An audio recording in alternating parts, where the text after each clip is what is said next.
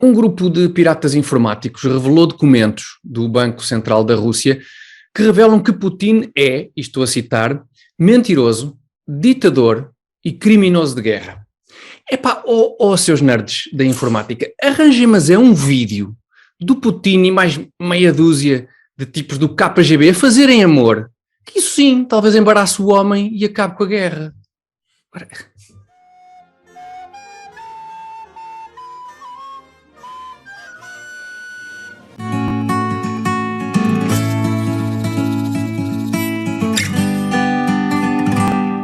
Comitê Central número 48, emissão de 28 de março, convosco, como sempre, Alberto Gonçalves, Carlos Guimarães Pinto e eu próprio, Tiago Dores. Na primeira parte do programa de hoje vamos falar do novo governo do PS, que ao mesmo tempo é um governo velho do PS. Vamos falar de como, mesmo tendo as eleições sido há já 2 meses, ainda assim o PSD continua a perder deputados, e vamos falar do superpresidente, cujos superpoderes são tirar super selfies e estancar erupções vulcânicas. Mais adiante, no Camarada da Semana, vamos falar da ex-deputada de um partido, que afinal já nem era deputada desse partido e que agora foi para outro partido, embora não seja deputada desse outro partido. E para finalizar, na sessão de esclarecimento, vamos tentar perceber qual o plano de ação do novo Ministro das Finanças. É o máximo que conseguimos fazer, é tentar perceber, porque a existir, esse plano ainda só terá sido enviado para a Embaixada da Rússia em Lisboa. Mas vamos começar, Alberto e Carlos, pelo novo governo. Eu vejo-vos entusiasmados, vejo-vos otimistas. É desta que a coisa vai mesmo funcionar. Que destaques é que vocês fariam em relação à formação deste novo plantel governativo? Por ordem protocolar é o Carlos a começar. Pois, se calhar tem que ser, ou depois, exatamente, sim, é capaz de ter de ser, sim. Acho que o governo não surpreendeu muita gente, há sempre um ou dois daqueles tipos independentes e tal. Eu acho que falei aqui numa das outras, quando se pensava que o governo ia ser lançado há um mês, falei aqui num dos outros programas naquilo que se esperava, que é as mesmas pessoas sempre, e depois 2 ou 3 da sociedade civil para ministérios que precisassem de alguma renovação no Ministério e que normalmente dura um pouco tempo, não é? Ou dura um pouco tempo ou se percebe que ao fim de algum tempo, afinal, não eram bem da sociedade civil, mas eram lá ligados a qualquer grupo dentro do PS. Mas a parte interessante, obviamente, neste governo, é que é um governo muito político. O António Costa deve estar a fazer o seu último mandato, acho que isso é mais ou menos esperado, que este seja o último mandato de António Costa. É até de esperar, de alguma forma, pode vir a acontecer ele sair antes do final desta legislatura para qualquer cargo europeu e nomear ou indicar, ou o partido indicar um sucessor, possivelmente entre os ministros deste governo, para ficar a primeiro-ministro até ao final da legislatura. É perfeitamente possível que isso aconteça, e vê-se ali alguns alinharem-se para isso. Estão lá todos, não é, Carlos? Supostamente aqueles que eram apontados como possíveis sucessores, estão lá todos? Sim, exatamente. No governo, temos a Mariana Vieira da Silva, que é muito popular no governo e na orgânica e digamos assim, na elite daquilo que é o governo, porque até tem algumas raízes familiares no governo do passado. Depois temos lá o Fernando Medina, que tem a pasta mais importante. Diga-se, quem disser que é vice-primeiro-ministro, o ministro que mais manda é o Ministro das Finanças, que é sempre, não é? Que vai ser o patrão dos outros todos, e alguém com peso político. E depois temos Pedro Nuno Santos, que se mantém num ministério que tem muitas possibilidades de se destacar nos próximos tempos, porque vai haver alguns fundos para infraestruturas e, portanto, ele vai poder andar em muitas inaugurações e dar a cara por muitas coisas novas que poderão aparecer nos próximos anos. Portanto, as peças estão ali todas colocadas para daqui a uns anos percebermos então o que é que se vai passar. E é interessante, porque vai ser um governo de pessoas, algumas preocupadas em governar e outras preocupadas em colocarem-se ali na pole position para suceder ao Costa. O PS hoje tem uma predominância tal dentro do país que muito muito daquilo que é a disputa política que acontece no país hoje também acontece dentro do PS, é quase Coincide uma com amostra do país. Pois. É suposto dizer alguma coisa? Se tiveres alguma coisa para dizer... Eu posso acrescentar outra coisa, que é a quantidade de malta, principalmente entre os ministros, que vem, que é residente ou oriunda de Lisboa, ao ponto... Mas atenção a Pedro Nuno Santos, atenção então a Pedro Nuno Santos, pelo amor de Deus, Carlos. Também já está há alguns anos por ali, mas desde que foi para lá estudar, basicamente. Mas a parte interessante disto, de ter muita malta de Lisboa, para além, há uma parte obviamente criticável, já falei nisso noutros sítios, mas há uma parte que é interessante, achava-se que aquela deputada Maria Begonha, pronto, já envergonhava um bocadinho o PS, que foi colocada lá quase em 30º lugar na lista, que já não tinha qualquer hipótese de ser eleita, e confirmou-se ontem que efetivamente vai para o Parlamento novamente. Uma cerejinha no topo do bolo. Sim, entraram para aí 6 ou 7 da lista de Lisboa, foram para o governo, portanto ela acabou por ter que entrar, e pronto, é preciso dar lugar aos mais novos. Eu sobre este governo só consigo dizer que ainda conseguiu piorar em relação ao anterior, que eu nunca pensava que pudesse ser pior, mas o anterior mas o Cabrita não está lá. É verdade, sim, a administração interna será difícil, vamos ver quantos atropelamentos há, mas é capaz vai depender disso. Mas o anterior, este governo fez-me ver que o anterior tinha um ministro que até, pronto, fazia mais ou menos as vezes de ministro, parecia vagamente um ministro, que era o Augusto Santos Silva. Para os padrões a que nos fomos habituando já não era mau, não era terrível. Sim, mas agora, esses padrões estão mesmo ajustadinhos a uma realidade estão muito por baixo, mas agora acabaram de descer mais um bocadinho, porque nem o Augusto Santos Silva, quem é que está agora nos negócios estrangeiros? Não faças perguntas difíceis. Espera aí que eu tenho aqui o organigrama do governo. Mas entretanto eu também... sobre isso 1 a 1 e já se me varreu. E entretanto também foram nomeados os secretários de Estado e isto é muita gente, e depois baralha um bocado. João Gomes Cravinho passou da defesa para os negócios estrangeiros. Era a ideia que eu tinha. Pronto. E foi substituído por uma senhora que parece que é especialista em questões de género. Não, pois é. Pensei que tinhas dizer que era especialista em questões de defesa. Isso já não, de defesa não, então alguma vez não faria sentido. É socióloga. É para aí uma entre 4 ou 5 sociólogos que para aí não... Então tu estás... A sério? Eu não estou nada. Há muitos sociólogos, é verdade. Eu tirei um curso dessa coisa. Tu estás encartado para testar de valia que os sociólogos podem trazer a um executivo. Que é nenhuma nesse caso, ok? Absolutamente nenhuma, é um curso absolutamente... Pois. Aí o da cultura, aquele vulto da cultura que nós falámos na semana passada. Sim, por causa das o vulto transferiu-se o comissário, não é? O senhor comissário saiu das comemorações do 25 de Abril, Pedro Adão e Silva, e passou para a cultura. Eu tenho um problema com Adão e Silva, que já é impossível isto não ter sido já referido noutro sítio, mas eu vou referir à mesma. É que sempre que eu ouço Adão e Silva e penso no Adão e Silva, remete-me para uma ideia, para uma imagem do Jardim do Éden um bocadinho esquisita, não é? É que Deus criou o Adão e tal, agora na companhia, tira uma costela, um Silva. O Adão e Silva, não sei, não consigo pensar no... Estás na Capela Sistina e de repente desces ali a buraca. Tens o Adão e o Silva, o Silva para fazer companhia ao Adão. Enfim, bom, eu queria dizer... Tiago, posso só dizer uma coisa? O que se fala, o pior, né? O governo já é mau que chega, muito mau, mas o pior nem é isso, é o hábito que nós temos depois de tentar explicar, ou os mídias tentam explicar o que é que vai ser de cada setor, de acordo com o ministro que o tutela. Isso segue sempre um pressuposto de que não existe sociedade civil, como eles dizem, não existe sociedade nenhuma. O que é que vai ser da cultura com o novo ministro da cultura? O que é que vai ser... Sim. Do turismo não tem agora ministério, mas o que é que vai ser do mar agora com o novo ministro do mar?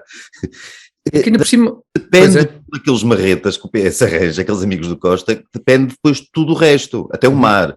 Falta o ministro do sol e o ministro do vento e essas coisas. Mas é uma sociedade absolutamente estrangulada e dependente, ou aparentemente dependente do... Ou sim, com a ideia... Exatamente, com a ideia de que são estas pessoas designadas para estes cargos a trabalhar em prol de um governo, digamos assim, que fazem as coisas funcionar, não é? Que põem em prática estas grandes... Determinados, sei lá, os pintores vão pintar determinadas telas, os encenadores de teatro vão encenar determinadas peças, de acordo com o tipo que está lá no poder. Agora é um tipo que era comentador em prol do Benfica, ou coisa parecida, e fazia aí uns favores aí ao PS, e é disso que vai depender a cultura em Portugal, e no resto, por maioria da razão, será mais ou menos o mesmo. Além de que há algumas coisas um bocadinho bizarras neste governo, e corrija-me se eu estiver errado, mas acho que é isto. Por exemplo, o setor das pescas passou para o Ministério da Agricultura, e enquanto o setor do mar foi entregue ao Ministério da Economia. Mas depois há aquele indivíduo que é poeta e que gizou o plano da economia, sim. António Costa Silva, que gizou o plano para os próximos 270 anos, em 3 minutos, que é ministro, que ficou com o Ministério da Economia, será isso? Da Economia. Que não tem depois estas... É um bocadinho esquisito, parece que no momento de atribuir as funções, parece que se desformatou o ficheiro e trocou completamente estes setores. É um bocado estranho, nomeadamente isto da agricultura, ficar com o setor das pescas. Portanto, a lavoura ter também as pescas. Mas enfim, isto é parte gira, portanto, separa-se as pescas do mar. Do mar, era isso que eu ia perguntar. As pescas ficam só são pescas em terra, aparentemente. Peixe fluvial, não, com a pesca fluvial. Sim, de água doce, sim. É mais a lampreia, a truta... Pois, não há muita opção. O salmão... Nós temos um problema, que é o salmão. O salmão fica onde? Porque por lá tens a aquacultura. Pois é, ele faz aquela caminhada, não é? Momento de cultura... Uma pergunta não retórica. O que é o Ministério? De que trata o Ministério do Mar, se não das pescas? Trata de quê? Da segurança das águas supostamente há lá um outro conjunto de oportunidades de recursos naturais que poderiam ou não ser aproveitados. Há oportunidades no mar, parece que há oportunidades no mar. Sim, e a Ministra e a Ministra da Agricultura é da Agricultura e Ministra da Alimentação.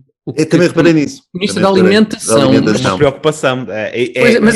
Eu acho que é sempre preocupante quando um país precisa ter um Ministério da Alimentação. E não é nutricionista. Os países... Ou nutricionista, como dizia o Jorge Jesus.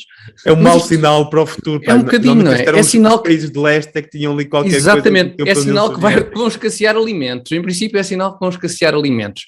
Mas se calhar na próxima legislatura podia-se pensar também numa Ministra da Higiene Íntima, uma coisa assim do género. Aquelas coisas básicas. Não me surpreendi. Há um Ministério que tem um sentimento no nome, que é Ministério de... não sei para estar ligado a outras coisas, solidariedade. Da solidariedade, exatamente. Como o Ministério da Prudência, o Ministério da Amizade, o Ministério da... da amizade, já há países com o Ministério da Felicidade. Já existe mesmo isso, já existe. Já existem países. Mas isso o mundo está oficialmente biruta. Mas é naqueles países com fastio de desenvolvimento, já não sabem o que é que vão inventar e agora vêm por aí abaixo. Bom, o PS está em alta e o PSD, para compensar, continua a perder deputados, porque fechou-se finalmente o processo das eleições para o Círculo Europeu e o PS não elegeu ninguém. É isto, não é? PSD. Desculpem, o PS elegeu toda a gente. O PSD é que não elegeu ninguém e assim Rui Rio tem ainda a possibilidade de presidir a mais um grande sucesso do seu partido, depois não há maneira de se ir embora. Em relação à reedição das eleições para o Círculo Europeu, alguma coisa que queiram referir? Sim. Há surpresa, não há surpresa? Não estava assim com uma expectativa. Não. Rui Rio fez campanha em Londres e Paris, pá, atenção, ele fez uma turnê internacional. Se foi que eu li, não sei. Está explicado então. Pronto. Pois, exatamente. A ideia que dá é que não queriam mesmo eleger ninguém e foi lá Rui Rio. Coitado do Rio. Mas ele continua a ser o líder do PSD, não é? Depois disto tudo. Eu acho que sim, e não parece... Até o verão, acho que ainda vai continuar. E não parece haver assim uma urgência, não é? No PSD não parece haver uma urgência. Pressa não há. O problema do PSD é ter tempo a mais neste momento. Mas há algumas coisas interessantes sobre isto. Primeiro porque foi em primeira instância o PSD que despoltou todo o processo. Reclamaram. Foi a reclamação deles que levou à anulação de votos que até eram válidos, porque entretanto já tinham sido misturados com os outros, e depois o senhor do Volt conseguiu que as eleições fossem repetidas, argumentando, e pelos vistos corretamente, que o resultado poderia ser outro se tivessem sido contados todos os votos. E veio-se a provar que tiveram razão. Coitados, os senhores de voto não tiveram um grande retorno eleitoral disso, porque as pessoas claramente não votaram mais neles agora do que antes, mas é interessante, porque efetivamente houve ali um acordo entre todos os partidos de, que se lixe esta parte da lei e vamos contar os votos todos, quer venham com o cartão de cidadão, quer não, e depois o PSD volta atrás nisso. Nós podemos colocar em causa o acordo que foi feito. Acho que um acordo entre partidos para violar a lei pode não ser a coisa mais acertada. Sou um pouco estranho, sim. Por muito palerma que a lei seja, e depois o PSD volta atrás, numa altura em que os votos já tinham sido todos misturados, e voltando atrás, despoltou todo o processo que levou à perda do seu deputado. Eu imagino que, acho que era uma deputada até, que a deputada esteja felicíssima. Porque, era isso que eu ia dizer, pensemos no caso humano, no drama humano dessa senhora. Que já tinha organizado a vida toda, com certeza, para ser eurodeputada. Portanto, como era eurodeputada, era deputada. Mas a parte mais gira nisto é que Rui Rio, com aquela capacidade de antecipação que se lhe reconhece, ele depois disso veio dizer, esta atitude do PSD espero que seja premiada pelos eleitores e em vez de um vamos eleger dois. Pensava ele, disse ele abertamente que esperava que os eleitores o premiassem por isso. Isso não aconteceu. E também, eu acho que isto é importante porque há aqui uma componente académica nisto tudo, que é, estas pessoas já votaram depois de saber que o PS teria maioria absoluta. E fala-se muito na questão do voto útil, se terá havido muito voto útil, deslocação de votos para a esquerda, para o PS, porque se achava que o PSD poderia ganhar, e eu até defendi um pouco essa tese, mas estas pessoas que votaram desta vez já sabiam que o PS ganhava e já sabiam que era com maioria absoluta. E por isso votaram mais no PS. E mesmo assim lá foram votar no PS, o que que para mim pareceu algo um pouco estranho. Os indefetíveis foram todos contentes, não é? Foram em peregrinação todos contentes de votar, os outros, coitados. Os outros foram ver se pertenciam à onda vitoriosa. A onda de vitória. Pode ser que lhes toque alguma coisa. Exatamente, e daqui exatamente, é isso mesmo. E daqui se prova, se ainda fosse preciso prova disso, que mais vale Rui Rio estar quieto do que realmente tentar fazer coisas, porque normalmente dá asneira. Quem não consegue ficar quieto em contrapartida é Marcelo Rebelo de Sousa, que tem bicho carpinteiro, está sempre a ir de um lado para o outro e aproveitou para ir aos Açores, onde parece haver a possibilidade de se dar uma erupção vulcânica. O nosso sismólogo de serviço, Alberto Gonçalves, tem novidades sobre este assunto. Eu é Covid, sismos, tudo que é calamidade é comigo. Tudo que é ciência em geral, ciência. O Carlos fica com a política, tu ficas com a ciência. Não, eu achei piada ao professor Marcelo ter ido aos Açores, primeiro porque ele não vai, dizes que ele costuma andar de um lado para o outro, é verdade, mas até um certo ponto, porque ele aqui há umas semanas, 15 dias, por aí, ele elogiou muito os líderes, foi da República Checa, da Polónia, salvo erro, 3 ou 4 líderes europeus que foram aqui. Foram à Ucrânia. E ele disse que isso era a forma máxima de solidariedade que se podia ter. Okay. Ele não foi à cautela, ficou pela forma mínima. E a Ucrânia... Sim, esta de ir aos Açores é uma forma média. Esta é uma forma... realmente sim, não sei. Sim, enfim, é razoável. Não, ele foi É. dar confiança aos açorianos que não precisam de fugir de lá, porque aquilo não vai haver problema nenhum. Não sei como é que ele sabe disso, porque acho que, tal como aos terremotos, as erupções não são assim uma coisa que se consiga... que a ciência consiga dominar totalmente ou prever totalmente. Ele aparentemente consegue e sabe que não vai haver problema. Eu ia dizer, não acharia piada nenhuma porque seria uma tragédia, mas quer dizer, imaginemos que o professor Marcelo vai aos Açores dizer, foi lá dizer aquelas coisas, dar confiança às pessoas e aquilo realmente dá para o torto. Não sei e os deuses, não vai haver problema com o vulcão lá atrás, não vai haver problema nenhum, estejam descansados. Tipo aquele ministro iraquiano, não é? Com os tanques. Pois exatamente, com as tropas, exatamente, sim, com as tropas a baterem-lhe à porta. Está o vulcão tudo, por trás do professor controlado. Marcelo. O professor Marcelo a tomar ali uma banhoca naquelas furnas, naquelas coisas e não sei o quê. Numa das reportagens que eu vi nos Açores, uma das referências que o professor Marcelo fazia num dos locais em que visitou era precisamente esse, que a última vez que lá tinha estado tinha tomado banho. Exatamente, mas desta vez não foi possível. Ele não deve tomar ducha em casa. Não precisa, então está Anda sempre com lavadinho. sabonete. Exatamente. Mas atenção, é um contraste grande em relação, por exemplo, a quando se deram os primeiros casos de Covid e o professor Marcelo correu para se esconder em casa, desta vez. Correu para o terraço, logo. Para o terraço, exatamente, para se refugiar no terraço. Não, desta vez não. Desta vez o professor Marcelo meteu-se num avião e depois num helicóptero e lá foi ele. Alguém lhe deve ter, antes de passar ao Carlos, alguém lhe deve ter garantido com a máxima segurança que se consegue ter nestas matérias, que não havia hipótese nenhuma do vulcão. Foi tudo negociado previamente, é possível, sim. É possível. Carlos? Eu sou insuspeito de gostar do Marcelo, fui o fundador da hashtag Impeach Marcelo, já alguns em 2016, portanto sou completamente insuspeito antes de meter nisto da política, portanto, mas eu acho que ele fez bem. Lamento, acho mesmo que ele fez bem. Isto não se admite. Não, acho que ele fez bem. Nenhum de nós disse que ele tinha feito mal, atenção. Não. Eu honestamente acho que os líderes, dentro do possível, devem evitar ir logo a seguir a tragédias, porque desviam a atenção daquilo que é preciso fazer lá, que é ajudar as pessoas e ter demasiadas pessoas a cuidar da segurança dos líderes políticos pode desviar atenções daquilo que é mesmo necessário. Antes de uma tragédia, ou querendo passar a mensagem de calma e que essa tragédia não vai acontecer, eu lamento ser um bocado chato, mas acho mesmo. Não, tens toda a razão, Carlos, mas não sabes se a tragédia não vai acontecer, Carlos. Esperemos, claro que não, mas... Como tu disseste há pouco, ele deve ter ido assumindo que não ia acontecer, que lhe deram informações científicas, e tendo essas informações dentro dos possíveis, não é?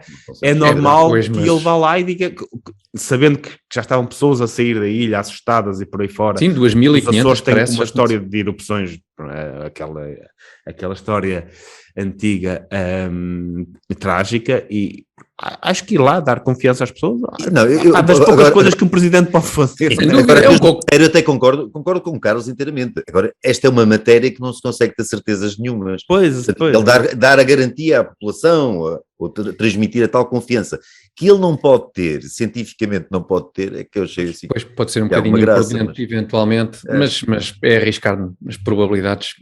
Possivelmente, não sei. Pois. Mas Marcelo Rebelo de Sousa bem, portanto, esta semana bem, nós tínhamos criticado aqui há umas semanas a recepção, por exemplo, aos refugiados ucranianos, mas não, desta vez bem, preemptivamente e sem fazer nenhum aproveitamento de situações complicadas, o Presidente da República a ir aos Açores estancar um vulcão. O que nós não conseguimos estancar é, de facto, o crescente interesse pelo azeite talismã, que é estupendo, e portanto... É mesmo bom, pá, por acaso experimentei isto. Ora lá está, exatamente, ora lá está. E também o interesse que as pessoas demonstram em ficar nos hotéis Vila Galé, portanto o azeite talismã e os hotéis Vila Galé que apoiam o Comitê Central e a quem nós muito agradecemos. Ficam a marcar o encerramento desta primeira parte do programa, porque nós voltamos já de seguida com o Camarada da Semana.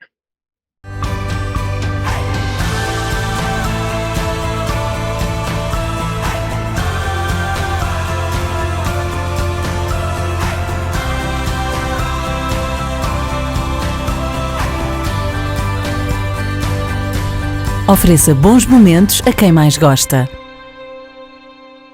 Ofereça presentes Vila Galé.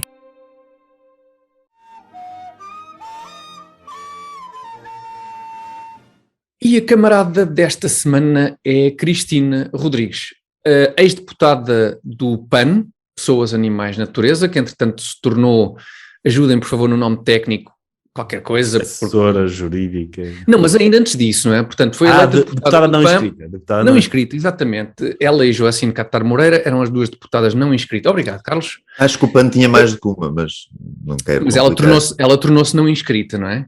Acho que o PAN tinha mais do que uma não inscrita. Não, era só aquela. Era só ela. Era ela e Joacine, penso eu, não era? As duas deputadas não inscritas. Portanto, Cristina Rodrigues, de deputada do PAN a deputada não inscrita do PAN, a ex-deputada do PAN e agora assessora do Chega. Como é que, Carlos, se explica esta evolução partidária ou ideológica ao Parlamento? Ela não vai ser deputada do Chega, atenção, é importante salvaguardar isso, e ela própria disse que também não tem que ser sequer militante, é uma assessoria jurídica. É verdade. É uma assessoria jurídica. Portanto, vamos lá esclarecer isto antes de começarmos para aqui com parvoíces. Vamos lá, Carlos. A primeira questão política é óbvio. É óbvio que isto tem uma leitura política, não se está ali a contratar uma funcionária da limpeza para limpar os gabinetes. O Chega contratou uma ex-deputada que se lhe reconhecem as medidas que andou a defender e as causas que teve e por aí fora. Também ela certamente conhece bem as causas do Chega, portanto há ali, isto tem tem validade política, há conteúdo político nesta contratação, até porque os assessores, quando estamos a falar de assessores políticos, sejam jurídicos ou técnicos ou o que quer que seja, têm que ter um alinhamento mínimo com as pessoas, ela não vai ser uma advogada, alguém comete um crime, pode contratar uma advogada que não concorde com o crime, mas ali é uma jurista que vai apoiar a elaboração dos projetos de lei que o Chega venha a fazer. E isto é interessante pelos dois lados. E eu começaria pelo lado do Chega, não é? Que vai contratar uma pessoa que basicamente andou nos últimos 2 anos a defender, a ir contra muitas daquelas causas mais conservadoras que o Chega defende. O Chega tem coisas no seu programa eleitoral que vão contra especificamente aquilo que a ex-deputada andou a defender. Eu vi algumas pessoas insatisfeitas com a inconsistência do Chega, perceberam ao fim de alguns anos. Mas esta senhora, por exemplo, imagino que não quisesse touradas, não é? E o Chega quer matar tudo o que é touro. O Chega é pró-touradas, não faço ideia. Não sei também, é isso. É pró-touradas, assim, vem no programa do Chega especificamente que querem lutar contra a ideologia animalista, que a senhora deputada representou, não é? E isso é interessante, porque há ali pessoas conservadoras que deixaram de votar no CDS e votaram no Chega e agora terão ali a Cristina Rodrigues a fazer isso. Tem alguma piada dessa parte. Não que eu acho que as pessoas que votam no Chega esperem ali alguma consistência ideológica, mas as poucas que esperavam se calhar ficaram um pouco surpreendidas. Mas depois há a parte interessante, que é a parte da Cristina Rodrigues, que efetivamente se destacou por um conjunto de causas que eu diria progressistas. Aliás, foi o cavalo de batalha dela, foi um conjunto de causas boas, más, do que é que seja, algumas desnecessárias, outras boas, mas que se enquadrariam em progressismo e muitas vezes microcausas, microgestão de relações sociais e por aí fora. E foi alguém que... Microparvoíces, normalmente, não é? Certo. Nas suas interações nas redes sociais se destacava muito por uma permanente sinalização de virtude. E eu não sou absolutista nisto. Acho importante que de vez em quando as pessoas... Há virtudes dignas de sinalização. De serem sinalizadas. Acho que até para mostrar, precisamente quando são causas complicadas, quando são causas impopulares, acho que é importante... Carlos, mesmo a sério, podes dar algum exemplo? Agora, das causas da senhora. Não faço a mínima ideia. Normalmente essas causas não precisam ser sinalizadas, não é? Sim. Não foi uma pergunta... Sim. Não, estamos a falar de questões relacionadas com os direitos das mulheres, com a questão dos direitos animais, o antirracismo e por aí fora, um conjunto de coisas que ela foi defendendo. Portanto, algumas que eu acho que é importante, por exemplo, a questão da divulgação de imagens íntimas após namoro, há ali um conjunto de coisas. Ela era a favor da divulgação. Desde que não fosse dela, da criminalização. Portanto, mas era alguém que se focava nessas causas e tinha a tendência a permanentemente sinalizar virtude. De minha avó, que não chegou a viver para conhecer o fenómeno do Twitter, quando era miúda, apesar de ser católica devota, ela tinha algumas renitências naquelas pessoas que iam todos os dias à missa, ou que iam 2 vezes à missa na mesma semana, e dizia dessas pessoas que ou fizeram alguma ou estão prestes a fazer. Era isso que ela dizia. Quando via assim, nós morávamos perto da igreja, quando via alguém que já ia à missa pela 2ª vez naquela semana, olha, este ou fez alguma coisa boa não fez, claro. Eu tenho um pouco essa opinião em relação às pessoas que vivem disto, que vivem da sinalização de virtude, independentemente de muitas dessas causas serem boas, serem necessárias e por aí fora, mas estar neste permanente, eu tenho que sinalizar que estou deste lado, que estou do lado dos mais fracos, daqueles, muitas vezes até sinalizar causas que já não precisam de ser sinalizadas, porque já são consensuais, tirando pequenas minorias. É um bocado absurdo dizermos, por exemplo, que somos contra o racismo. Exato. Não é suposto que sejamos a favor, não é? Pouquíssimas pessoas assumem. Claro que existe gente, mas quer dizer, Sim, é uma ideia mais ou menos consensual das pessoas ligeiramente, civilizadas. sim. Por exemplo, Ligeiramente.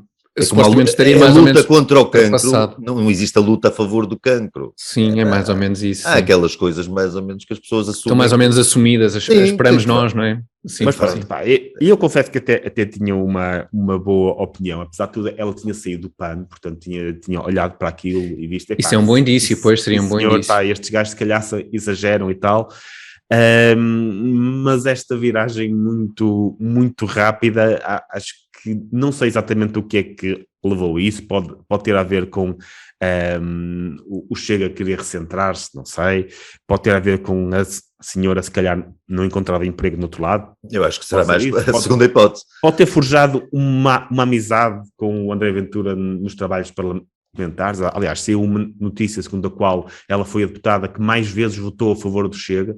Epá, mas estás a insinuar alguma coisa, então. que há vídeos, que há os tais vídeos que se falava há pouco, que depois são postos na net, a senhora preventivamente. Eu quero Não é isso, não é por aí, não é por aí, não é por aí. Não é por aí, pá, não quero, eu vou encontrar Incidentes parlamentares era o que faltava. nos corredores do coisa, Claro, não quero que me claro, aconteça claro. como ao Chris Rock ontem, estás a ver, consegui introduzir o tema. Ei, Olha, muito bem, epá. muito bem. Sim, sim, sim.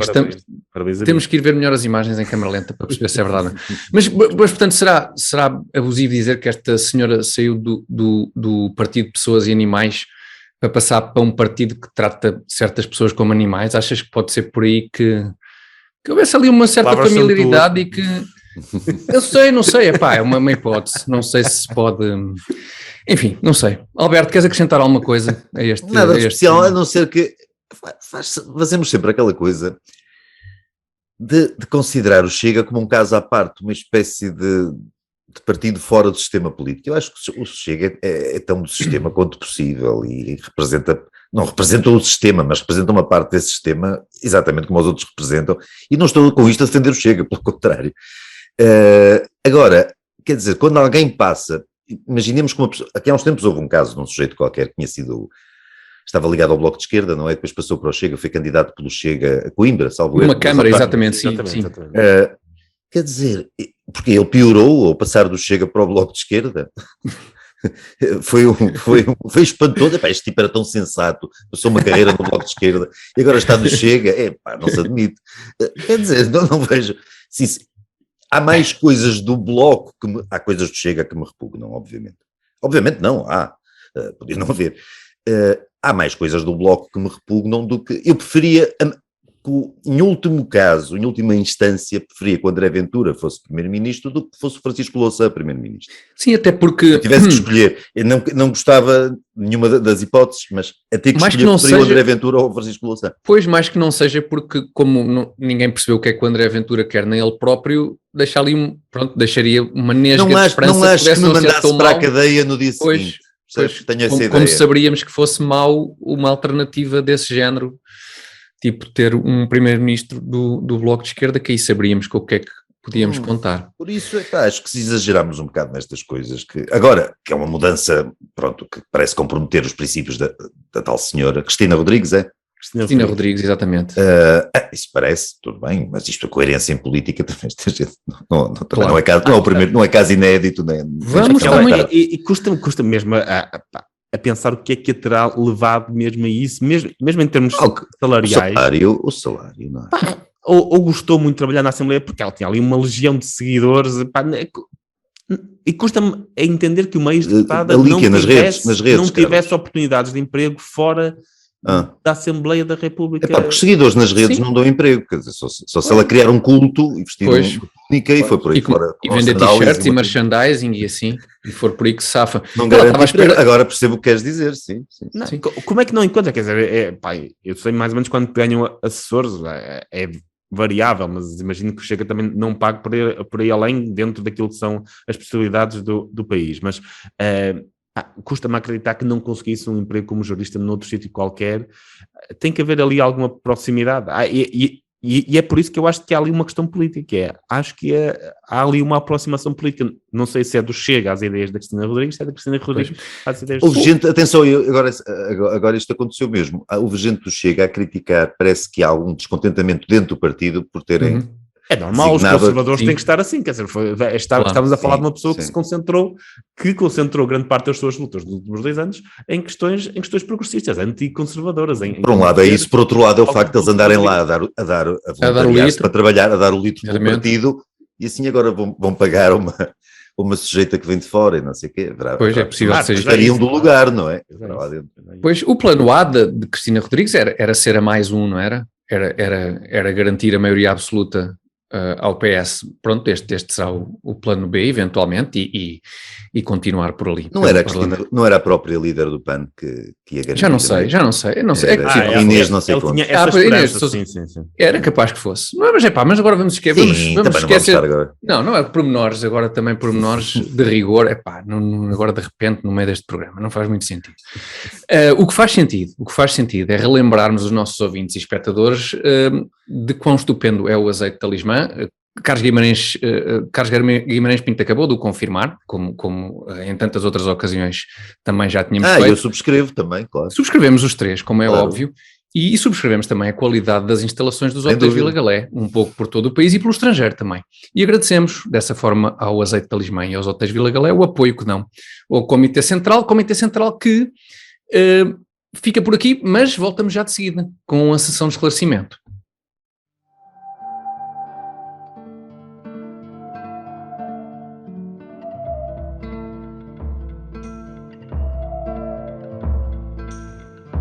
Campo Sábio, ninho de raízes seculares, tu que vês fonte em cada socalco vivo, tu que há tanto hospedas a grande ousadia desta pequena árvore, deixando-a crescer escondida, sentindo-a maturar ao sol, lembra-te como no seu fruto abunda um néctar que alumiou dinastias e condados, serviu impérios e califados, nutriu nobres e pastores, saltibancos e trovadores. O nosso ouro líquido, hoje unindo aldeias a metrópoles no elevo de um sabor único, Campo Sábio, a tua bondade, aliada à energia do nosso zelo, constrói uma tradição que é já talismã.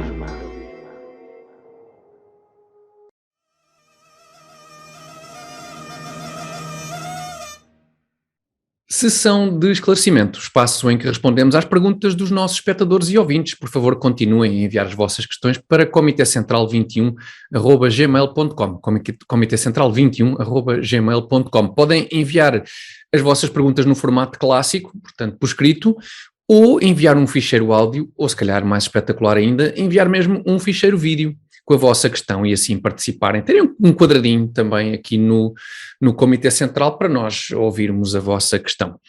A pergunta desta semana chegou-nos enviada pela Sara Godinho e a pergunta é a seguinte. A semana passada o Eurostat divulgou que em 2021 Portugal foi ultrapassado ao nível de PIB per capita pela Polónia e Hungria, que assim se juntam a Malta, República Checa, Eslovénia, Lituânia e Estónia, na lista de países que nos ultrapassaram neste indicador nos últimos 20 anos. E agora sim, vem a pergunta. Com o novo Ministro das Finanças, Fernando Medina, que evolução esperam ver neste ranking nos próximos anos? Obrigado, Sara, pela tão pertinente questão.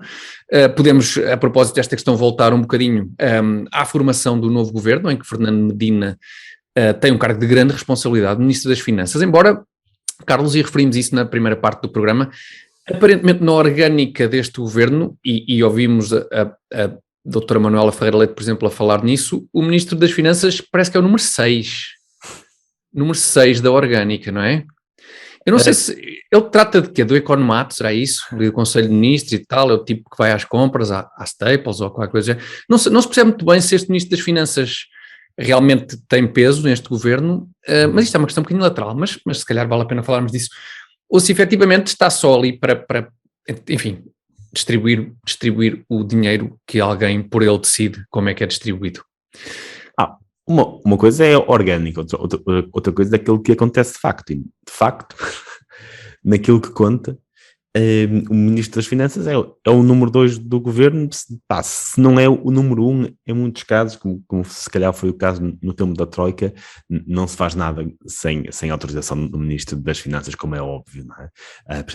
Quando estamos a falar de coisas extraordinárias, nomeadamente investimento em infraestruturas, independentemente daquilo que o Ministro das Infraestruturas queira fazer, quando estamos a falar de coisas extraordinárias, o Ministério das Finanças é sempre importante. Portanto, não me choca que se tenha colocado isso na orgânica para compensar aquilo que acontece de facto. Diz, olha, tu és o 2 e o 3 na orgânica, o Medina é o 6, porque na prática o Medina é o número 2 de qualquer forma, porque o Ministro das Finanças vai ser o número 2. Número 2, pois este Ministro das Finanças parece-me número 2. Parece-me número 2. Quer dizer, não há ali grandes alternativas, é em quase todos os ministérios. Se calhar o Ministro João Leão não era porque tinha pouco peso político, mas alguém com o peso político do Fernando Medina estando nas finanças vai ser o número 2 sem dúvida.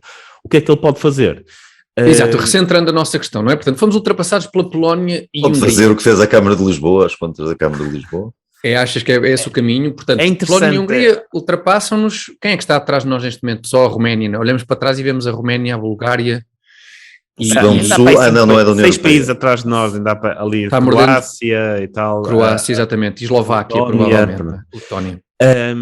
Mas é interessante porque Medina, eu era para dizer isso há pouco, mas acho que vem até mais a propósito agora, que é o Medina vem de gerir uma Câmara que tem muito dinheiro, mais do que isso, viveu tempos de muita abundância, prosperidade financeira, em que o orçamento duplicou nos últimos 7 ou 8 anos. A Câmara Municipal de Lisboa sozinha tem mais orçamento do que as outras 5 câmaras maiores a seguir juntas. Portanto, mais e a dívida, Porto, Carlos? Gaia, e a dívida da Câmara? Também tem mais dívida do que as outras, mas as receitas, apesar de tudo, compensam essa parte. A Câmara Municipal de Lisboa gasta sem ter as mesmas obrigações, tanto como o Governo Regional dos Açores. Portanto, o Governo Regional dos Açores, que tem que cuidar da saúde, educação, não sei o quê. E tem vulcões ainda por cima, um orçamento tão grande como eles. Que não é em Lisboa. Vulcões. Exatamente. Vulcões! Além de terem vulcões. Tem um conjunto de obrigações o Governo Regional dos Açores, que a Câmara Municipal de Lisboa não tem, porque é só uma Câmara, não é um Governo Regional, e com o mesmo orçamento. Portanto, Medina viveu em período de prosperidade, de explosão de receitas e por aí fora. E vem para gerir as contas de um país que está exatamente há anos no cenário oposto. Portanto, não sei se vai poder fazer muito em relação àquilo que tem. Portanto, é um risco de alguém que está habituado a fazer despesa não precisando olhar para a receita, como é o caso de Medina, de repente cair ali, e é possível que ele acabe por fazer exatamente o oposto daquilo que tem que ser feito, que é tornar o país mais competitivo, fiscalmente mais competitivo, com menos burocracia, e por aí fora. É possível que ele acabe por fazer, vindo habituado ao despesismo da Câmara Municipal de Lisboa, acabe por fazer exatamente o oposto daquilo que o país precisa, o que, note-se, e agora a parte que tem um pouco de piada, espero eu, que é... Alberto, prepara-te para não decepcionarmos o Carlos, exatamente. Vamos lá, Carlos. Não se pode dizer antes, não é? Esse é o problema, de facto, tem que ir mais ao Comedy Club. Tu tens tens uma com mais frequência. Que é o gajo claramente está a robustecer as economias de leste, está a permitir que as economias de leste se tornem mais robustas, como um dos sonhos do Putin parece ser voltar a ter a União Soviética. Ele pode estar a ajudar a ter uma futura União Soviética economicamente robusta ao permitir que ultrapassem Portugal. Isto não teve grande piada, não é? Pois, Polónia e Hungria, exatamente. Uma coisa mais irónica. Sim. Isto não se escreve para... Salva-me aqui, Alberto, se faz favor. Eu discordo de uma coisa que tu disseste. Eu acho que o Medina não é número 2 de coisa nenhuma. Eu acho que estes ministros são todos número 2 do Dr. Costa. E o Dr. Costa escolheu os ministros a dedo para poder mandar em tudo, ou, pelo menos as coisas que lhe importam e que são decisivas, não decisivas para o país, mas decisivas para o PS, e para o PS ocupar o Estado e o Estado dominar o país por completo. Ou seja, estes nomes todos são nomes são pessoas sem um valor intrínseco assim por aí além, que o Dr. Costa tem com facilidade no bolso e que controla ou espera ele controlar sem grandes obstáculos. E acho que o Dr. Medina para as finanças, um presidente de Câmara, está bem que era a autarquia de Lisboa, mas é um presidente de Câmara que vai parar as finanças. Isto é uma coisa assim um bocadinho esdrúxula, não é? Eu posso dar uma nota, que ele antes de ser presidente da Câmara, ele tratava da parte das finanças, da Comissão de Finanças no Parlamento, portanto ele ganhou ali alguma experiência nisso e é licenciado em Economia, tecnicamente. Acho que é o primeiro não doutorado em Economia em muitos ministros a ser ministro das... Eu nem vou pela questão do doutoramento, mas antigamente... Tem corrido tão bem. Pois, exatamente, se calhar até melhor. Não é por aí, não é se por calhar aí. temos ter, era um sociólogo do Ministério das Finanças. Sim, pode ser sociólogo. Eu notei o tom com que quiseste rebaixar a nobre ciência social. E podes rebaixar à vontade por mim. Não, pá, eu acho que é a esperança, pá. Se as economistas não funcionam. Não, a sério, os ministros das Finanças eram sujeitos que normalmente eram um bocado tolerados com dificuldade pelos primeiros ministros. Isso era um bom indício, normalmente. Sim, não é? com peso próprio. Estou-me a lembrar do Cavaco Silva durante a AD, estou-me a lembrar de Sousa Franco durante o início. Eram uns chatos que não deixavam. Eram chatos, mas eram os tipos que, apesar de tudo, tinham e iam ganhando algum peso por si mesmos. Ninguém imagina que o Medina se revolte contra o Dr. Costa. O Medina é uma figura ali absolutamente secundária nem sequer do PS, do grupo de amigos do Dr. Costa. É mais uma figura daquelas, é mais, tirando a parte dos atropelamentos, é mais um cabrita, é mais uma daquela senhora Vieira da Silva que está a dormir nas conferências, agora fala-se dela para primeiro-ministro. Este país já entrou assim numa espécie de... Assumimos que isto não é para levar a sério e já serve qualquer coisa, quando aquela Mariana Vieira da Silva é ponderada para uma futura de repente sucessora. É o que o Carlos dizia que aquele grupo, não é? Tudo se resolve dentro daquele grupo de uma dúzia de pessoas. E escusamos dizer que isto já não dá para piorar, pior é impossível. Dá para piorar, o Dr. Costa é o que é, e apesar de tudo, acaba por, não é bem preferir, mas é preferir o Dr. Costa à doutora Vieira da Silva, por exemplo, ou ao Pedro Nuno Santos. Tu és um otimista, no fundo, tu és um otimista. As coisas as perspectivas não só são medonhas, como também já tudo vale, tudo. Quer dizer, vais buscar o primeiro desgraçado que se encontra na rua, já é uma hipótese para sucessor, para primeiro-ministro. Portanto, o Medina ir para as finanças, acho que não faz sentido absoluto. É gozar com as pessoas, é o Dr. Costa a mostrar, por um lado, quer ter ali pessoas absolutamente dependentes dele, absolutamente... resignáveis, e por outro lado parece que é gozar um bocado com o eleitorado. Olha, vocês deram maioria, eu faço o mesmo que quero, e o que quero é isto.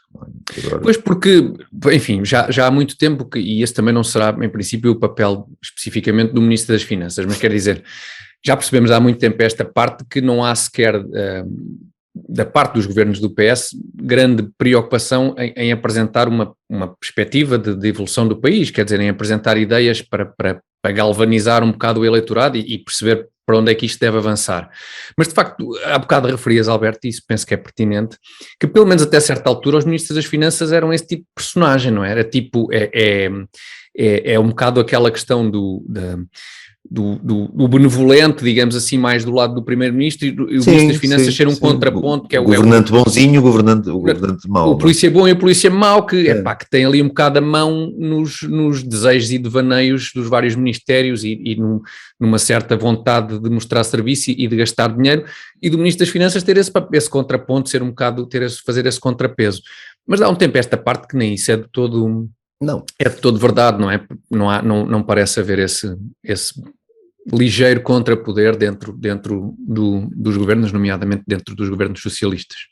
Numa perspectiva otimista também podemos dizer que esta queda no ranking europeu também já não será já muito maior, não há possibilidade de cairmos muito mais. É quase resolvido este, países sim. debaixo de nós. No agora sim, é só garantir que a União Europeia não se alarga a mais países. Não se alarga ao Sudão do Sul. Isto deixa de ser um problema, exatamente. Isto fica resolvido de uma vez e não nos voltamos a preocupar com isto.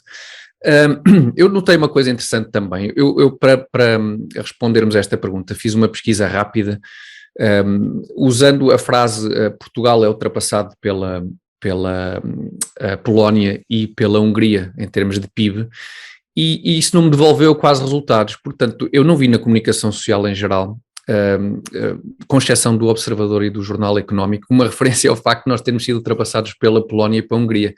E é engraçado porque a Lusa dá a notícia, mas consegue dar todas as informações sem nunca dizer que nós fomos ultrapassados pela Polónia ou pela Hungria, explicando só quais são os grupos de países que estão, por exemplo, 10 a 20% abaixo da média europeia, quais são os países que estão 30 a 40% abaixo da média europeia, e mete-nos lá nesse grupo, juntamente com a Hungria, com a Roménia, com a Letónia e com a Polónia, sem nunca dizer aquilo que, enfim, que é mais triste e mais relevante destes dados, que é o facto, efetivamente, de termos sido ultrapassados pela Polónia e pela Hungria. Portanto, dá a ideia que ficou tudo mais ou menos na mesma. É só um refrescamento de dados, mas está tudo mais ou menos na mesma. Estamos no mesmo intervalo, digamos assim, de média abaixo da União Europeia que já estávamos antes. Mas, enfim, não sei se isto poderá eventualmente querer dizer alguma coisa também sobre... É um sinal do nosso isolamento também, até noticioso, quer dizer, Portugal vai ficando... Parece que às vezes, apesar de todas as redes, das televisões, de tudo, Sim. Estamos desligados do mundo e vamos ficando progressivamente um bocadinho desligados do mundo. Como acontece, sei lá vou eu à questão da Covid e das máscaras nas escolas, essas coisas. Já toda a gente acabou com isso, ou quase toda a gente acabou com isso. E nós vamos ficando... e vamos sendo protegidos da informação do que se passa nos outros sítios. O que é extraordinário face à possibilidade de comunicação que nós temos no nosso mundo. Mas sim, é surpreendente, de facto. Podemos ter acesso a tudo, de facto a internet não está fechada, isso não está. Sim, só que, Alberto, pronto, o pessoal tem de facto, toda a gente tem no bolso um aparelho que permite aceder a toda a cultura alguma vez produzida na história da humanidade. Mas os vídeos do TikTok, danças parvas, são tão giros. Ninguém vai estar a perder tempo agora. Nunca vi, mas prometo explorar. Pois vale a pena, quando explorares também vais deixar de te interessar por questões políticas e por quantos estados nos Estados Unidos é que já não obrigam a usar máscara, quero lá saber, só queres as danças parvas no TikTok. Bom, o que está nos antípodas de ser parvo ou qualquer coisa que se pareça com isso é a qualidade do azeite Talismã. Está no exato oposto. A qualidade do azeite Talismã, que é soberba, assim como também são soberbos os hotéis Vila Galé. Azeite Talismã e hotéis Vila Galé que continuam a apoiar o Comitê Central Apoio, que nós muito agradecemos. Não sei se querem acrescentar alguma coisa em relação às perspectivas para o país nos próximos anos, Alberto e Carlos. Se não, está tudo dito, basicamente está tudo dito, acabamos como gostamos de acabar, num tom otimista.